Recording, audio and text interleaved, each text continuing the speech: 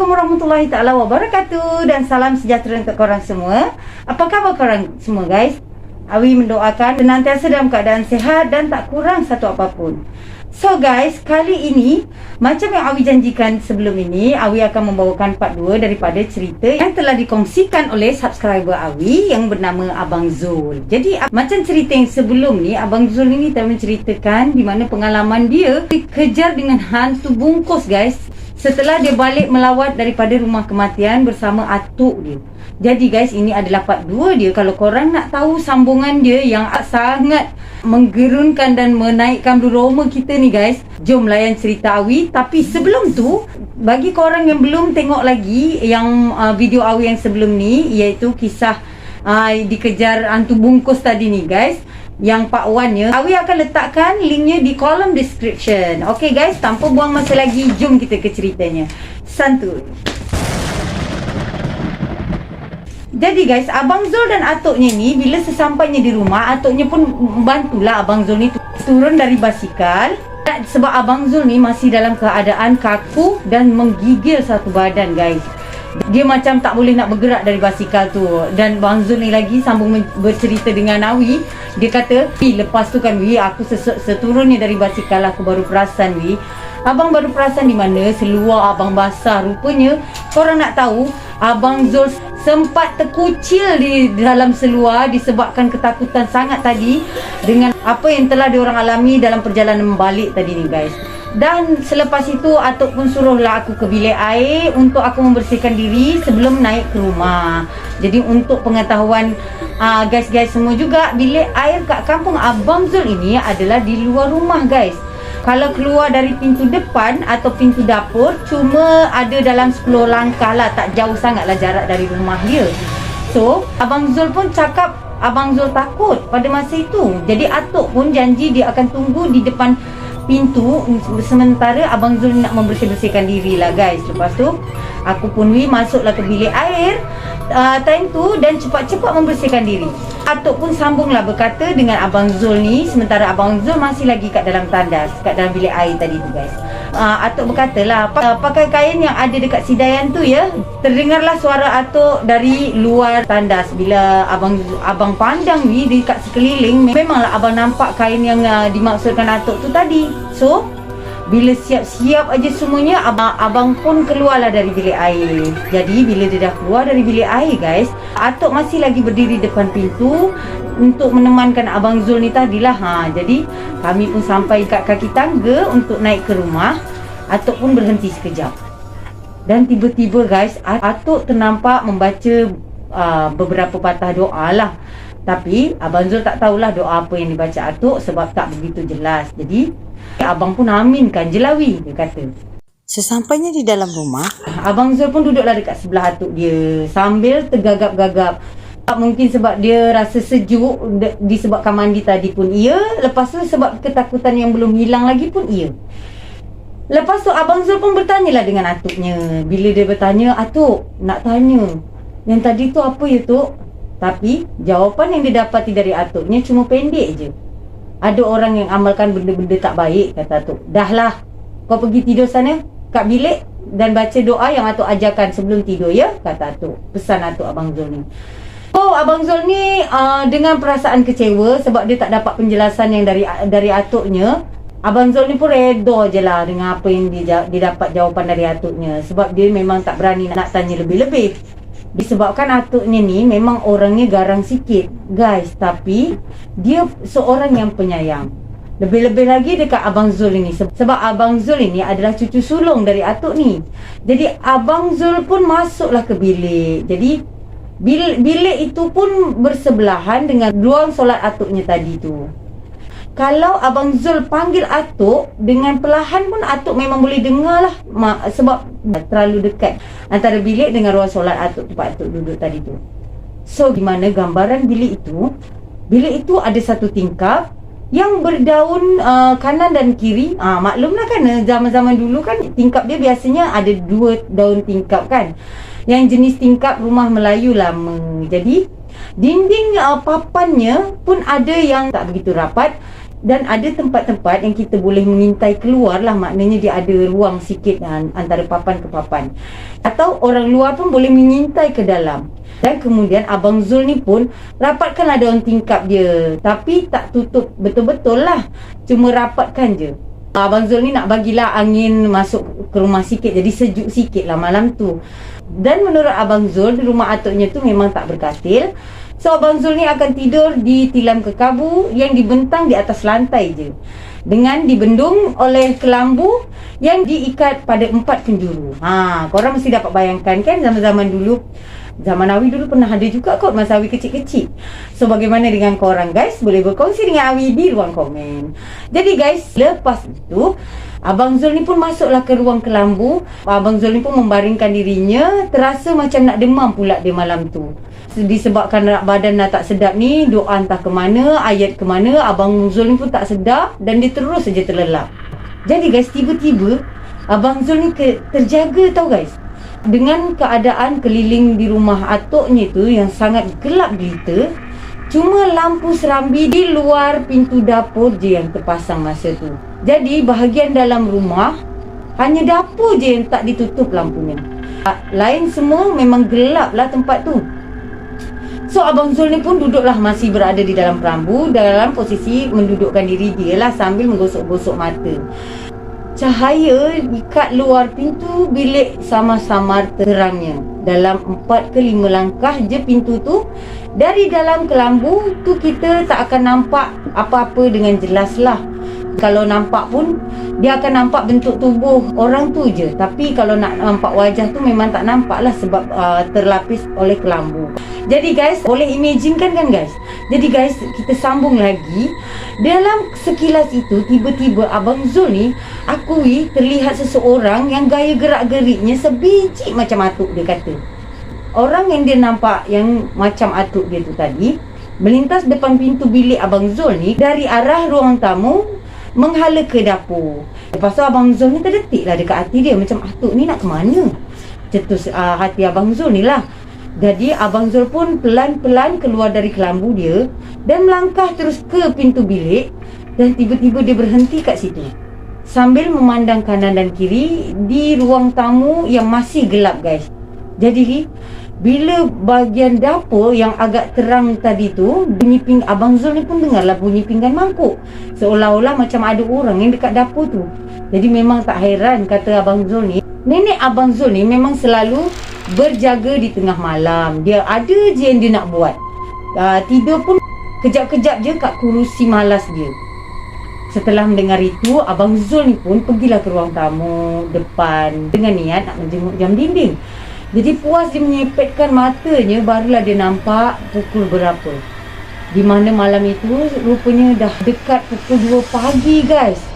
Lepas tu Abang Zul pun macam, aku pergi dapur lah cari air, boleh sembang dengan atuk dan nenek, kata dia, niat hati dia lah. Jadi bila masa abang nak berpaling untuk ke dapur, abang nampak di tempat atuk yang selalu tidur tu ada sekejur tubuh orang yang sedang nyenyak tidur. Tanpa rasa apa-apa, abang pun membongkokkan diri dia sambil nak tengok. Dia nak memastikan sah atuk abang ni tengah mendengkur. Bila dia dah membongkok tu guys, dia tengok ke arah atuknya, sah atuk abang ni memang tengah mendengkur dengan lenanya.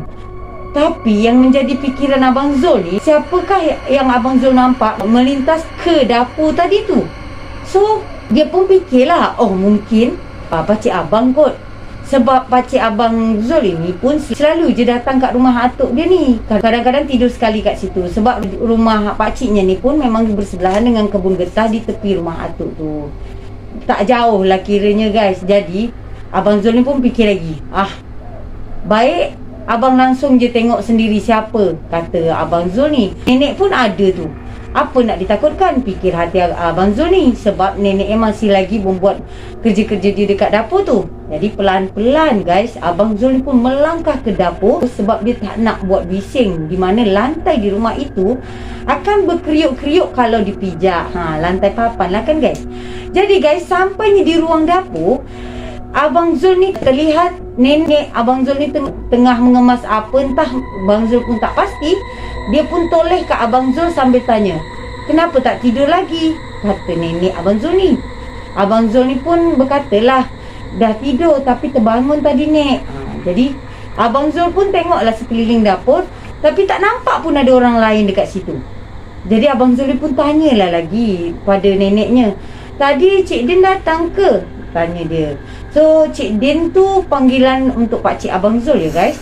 Di mana Pakcik Abang Zul yang nama Encik Din ni adalah anak kelima dari atuk dan nenek dia. Jadi setelah bertanya tu, nenek dia pun jawab lah kan, mana ada dia datang, kata neneknya. Lepas tu Abang Zul ni macam tersentak lah sekejap kan, macam habis siapa yang lalu tadi. Abang Zul ni sambil kerunyukkan dahi, dia pun terdiam lah. Lepas tu dia macam fikir, malas lah nak serabut-serabut, fikir seram tadi pun tak hilang-hilang. Kata Abang Zul nak tambah lagi yang ni. Okey lah, so dia buat dirt je lah. Lepas dia minum air segelas, Abang Zul ni pun balik ke bilik dia. Dan suasana malam itu kat luar rumah yang sunyi disela-seli dengan bunyi cengkerik, dan Abang Zul ni pun terus masuk ke dalam kelambunya semula. Jadi di mana tingkap bilik yang memang terbuka sedikit tadi tu kan guys, hanya 3 depa dari tempat Abang Zul ni baring. Jadi menampakkan remang-remang cahaya bulan kat luar sana lah kan guys. Jadi lama jugalah Abang Zul ni untuk cuba tidur balik. Dengan tersengguk-sengguk tu, tiba-tiba Abang Zul ni mendengar satu suara ketukan. Abang Zul pun tersentak bangun dan duduk dalam kelambunya sambil dia fokus nak dengar dari mana bunyi tu datang. Lepas tu kan guys, lagi sekali terdengar bunyi ketukan macam orang mengetuk dinding papan rumah. Tapi pelan je bunyi dia guys. Lebih kurang dalam 5-6 ketukan. Dan Abang Zul ni pun yakin yang ianya datang dari tingkap bilik Abang Zul itu sendiri. Jadi Abang Zul ni pun tenunglah tingkap tu kan guys. Tapi tak ada apa-apa pun kat situ. Dan slow-slow, pelan-pelan Abang Zul ni bangun dengan niat nak pergi ke tingkap untuk menjenguk lah, nak tengok. Baru je dia nak melangkah, Abang Zul ni dengar lagi bunyi ketukan itu. Kali ini dia bunyi macam orang menghembuskan nafas yang macam Pak Wan tu guys. Macam tu lah guys. Jadi jantung Abang Zul ni pun makin lama makin laju lah kan guys. Mata Abang Zul ni pun terfokus ke tingkap. Dengan berbekalkan cahaya yang di luar rumah tadi, cahaya bulan tu, Abang Zul ni nampaklah di selaan antara papan-papan dinding dan tingkap itu nampak bayang-bayang je keadaan di luar rumahnya. Jadi Abang Zul ni pun merapat lagi ke tingkap dan Abang Zul mula mengintai di bukaan tingkap yang kecil tadi tu. Kan tak rapat tingkap dia kan guys. So apa yang Abang Zul nampak, keadaan di luar sana sangatlah hening, memang gelap. Dan di mana ada 2 pokok rambutan di tepi bilik tu memanglah rendang hingga rantingnya yang paling dekat boleh dicapai dengan tangannya dari tingkap tu. Maknanya memang rimbun sangatlah pokok dekat tepi bilik dia tu kan guys. Jadi tiba-tiba Abang Zul ni pun nampaklah pokok-pokok getah tu pun macam sedikit bergoyang-goyang ditiup angin malam yang macam nak hujan pada malam itu. Di mana berdekatan situ pun memang ada tanaman pokok getah guys. Jadi bila Bang Zul ni memerhatikan, tiba-tiba mata Abang Zul ni terhenti pada sebatang pokok getah. Kan pokok getah akan ditanam berbaris-baris kan guys. Tepatnya pada barisan pokok yang kedua, macam ada sesuatu yang bergerak tau guys, keluar dan masuk di belakang pokok itu guys. Dia macam keluar, masuk lagi, keluar, masuk lagi daripada sebalik pokok getah tu. Mula-mula Abang Zul ingat di sela-sela pokok tu memang ada semak-semak kecil lah. Mungkin semak-semak kecil tu bergoyang disebabkan angin. Tapi guys, kenapa bentuknya macam pelik je menurut Abang Zul. Lepas tu kan guys, bila Abang Zul ni dah tenung betul-betul, tiba-tiba Abang Zul ni cakap, Abang Zul ni bercerita dengan Awi. Dia menjerit, ya Allah. Dia kata apa yang dia nampak adalah benda berbungkus tu yang menjulurkan kepalanya dari balik pokok tu kata Abang Zul ni. Lepas tu Abang Zul ni serta-merta memalingkan wajahnya dan bersandar mencangkung di tepi tingkap tu. Dalam hati abang, betul ke apa yang aku nampak ni Mula-mula aku memang ragu lah kan.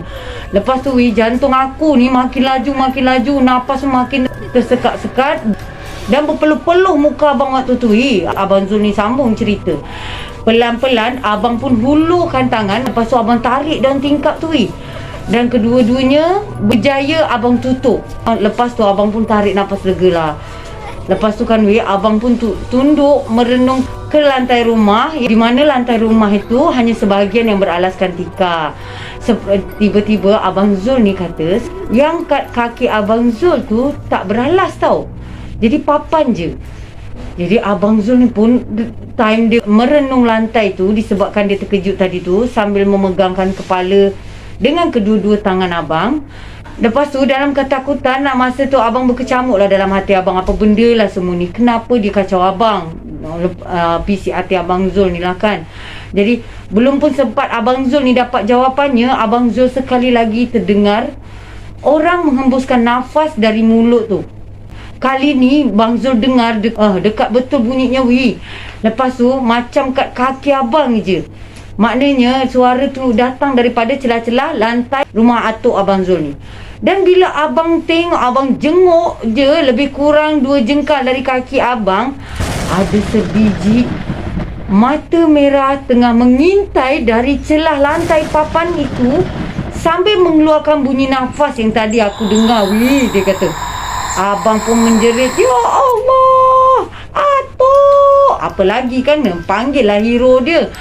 Lepas abang menjerit tu, abang pun dah tak ingat apa-apa lagi dah, kata abang Zul ni. Jadi guys, bila abang Zul ni dah sedar, atuk dengan nenek beserta pakcik dan makcik abang Zul ni duduk mengelilingi abang Zul yang tengah terbaring tadi ni. Dan hari pun dah siang. Lepas tu atuk pun bercakap dengan abang Zul ni, yang abang Zul ni pengsan dari pukul 4 pagi tadi tu, waktu dia dengar abang Zul menjerit. Jadi abang Zul ni pun menceritakan semua apa yang terjadi, apa yang dia nampak tadi malam tu. So atuk dengan nenek salinglah berpandangan. Atuk pun cakap, dah selesai semua dah, dia tak akan kacau orang lagi, kata atuk. So abang Zul ni pun malas nak banyak tanya. Abang Zul pun angguk je lah dengan keadaan yang agak lemah, sebab dia masih lagi dalam keadaan baru sedar kan guys. Jadi guys, itulah pengalaman yang telah dikongsikan yang pada Awi. Memang banyak-banyak cerita yang Awi bawakan. Cerita abang Zul ni memang pada Awi buat masa ni adalah top 1 lah, menyeramkan. Jadi sebelum itu guys, ada pesanan ni dari abang Zul, di mana abang Zul berpesan untuk Awi sampaikan, di mana setiap jasad yang telah diambil rohnya, dia telah terputus dari keduanya, iaitu roh dan jasad tadi tu guys, dari dunia kita ni. Jadi jasad ni telah ditelan bumi, manakala roh dia akan pergi ke alam barzah. Tak ada istilahnya mayat bangkit balik lah, atau roh tu datang balik, itu tak ada istilah macam tu. Sepengetahuan Awi pun nak bersetuju dengan abang Zul. Sepengetahuan Awi tu pun macam tu. Ataupun ada istilah roh tak diterima bumi, tu tak ada. Jadi guys, untuk kita yang Muslim, kalau guys Awi ada yang bukan Muslim, yang non Muslim, untuk tambah-tambah pengetahuan korang, di mana di dalam agama Islam, roh yang tidak diterima bumi tu tak ada istilah macam tu. Ataupun roh yang tergantung, tersekat di antara dua dunia, tak ada. Bila mana kita dah meninggal, roh kita ni akan dibawa ke alam barzah sana untuk dipertanggungjawabkan. Ada lagi kerjanya bila kita dah sampai ke alam sana. So, di mana kita pun mesti sedar kalau ada setiap penampakan yang kita nampak atau telah dinampakkan, ia menyerupai seseorang dah meninggal ke, yang kita lama tak jumpa ke, atau menyerupai seseorang lah, itu hanyalah tipu daya daripada syaitan, jin atau yang sebangsa dengannya. So kita jangan terpedaya dengan itu guys ya. Jadi itu sajalah dari Awi untuk video kali ini. So jangan lupa kawan-kawan Awi, guys Awi tersayang ni, jangan lupa untuk support Awi dengan mensubscribe, like and share sebanyak-banyaknya video-video Awi kepada kawan-kawan terdekat korang. Dan Awi ucapkan juga ribuan terima kasih banyak untuk yang dah support Awi sejauh ini. Masya Allah, Alhamdulillah. So jumpa lagi di next video Awi guys. Assalamualaikum warahmatullahi taala wabarakatuh. Salam sejahtera untuk korang semua. Santuy.